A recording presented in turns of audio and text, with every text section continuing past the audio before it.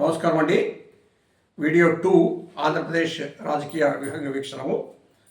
1952 సార్వత్రిక ఎన్నికల సమరం స్టార్ట్ అయిన తర్వాత టంగుటూరి ప్రకాశం పంతులు గారు కంబైన్డ్ మెడ్రాస్ స్టేట్లో కూడా ముఖ్యమంత్రిగా ఉంటారు. తర్వాత సొంత ఎలక్షన్ జరిగిన తర్వాత కూడా టంగుటూరి ప్రకాశం పంతులు గారు కంటిన్యూ అవుతారు.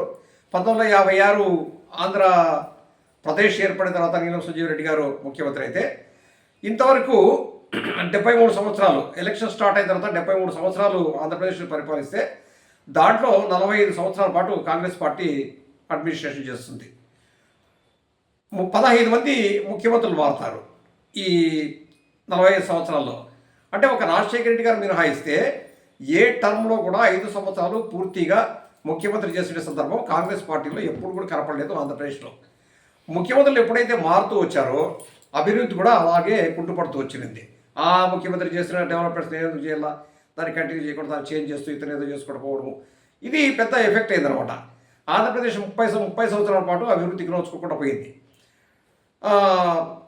రాజశేఖర రెడ్డి గారు 5 ఇయర్స్ కంటిన్యూ చేయడము, మళ్ళీ సెకండ్ టైం రోషయ్య గారు, ఇక మళ్ళీ ముగ్గురు ఇద్దరు ముఖ్యమంత్రులు మారినారు, రోషయ్య గారు, కిరణ్ కుమార్ రెడ్డి గారు. సో కాంగ్రెస్ పార్టీకి ఇది అలవాటుగా కొనసాగుతూ వచ్చింది. ఈ రాజకీయ పరిస్థితిని దృష్టిలో పెట్టుకొని ఎన్టీ రామారావు గారు ఒకసారి రాజకీయాలకు రావాలనుకుంటారు. ఆ రాజకీయాల్లోకి వచ్చినప్పుడు ఆ వరవడి అదంతా పాజిటివ్స్ ఎట్లుంది అనేటువంటి విషయము నెక్స్ట్ ఎపిసోడ్లో చూద్దాము. Thank you very much.